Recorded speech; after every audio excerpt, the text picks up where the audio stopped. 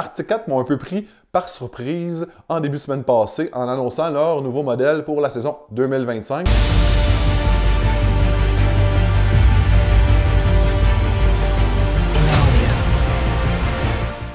Dans cette vidéo-là, on va s'intéresser plus précisément au Catalyst avec le nouveau moteur 858. Si jamais tu veux plus d'informations, j'ai une vidéo entièrement dédiée à ce nouveau moteur-là. Sinon, pour commencer, on va commencer par la gamme de sentiers. Il y aurait une déclinaison d'un ZR de base, un ZR Snow Pro, puis un ZR avec une suspension Attack. Les trois sont disponibles avec le grand écran Garmin. Les trois sont disponibles avec deux choix de chenilles, 137 pouces, 129 pouces, avec une Ripsa d'1.25 pouces. On a aussi l'option du ZR RXC, inspiré du cross-country racing avec la grosse suspension avant, les chocs QS3 en arrière aussi. Géométrie de suspension différente, renfort de suspension, renfort de châssis.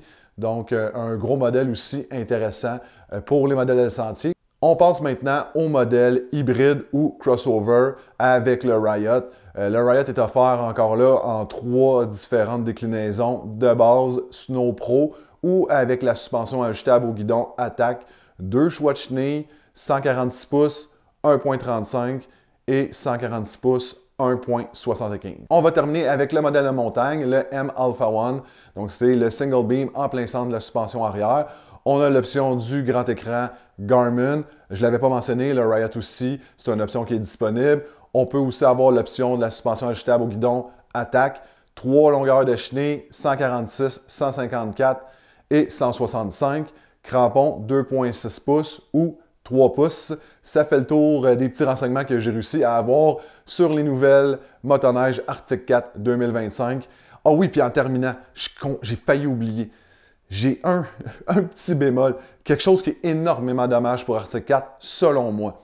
C'est que la motoneige, en fait, l'économie actuellement est au ralenti, les ventes de motoneige sont au ralenti.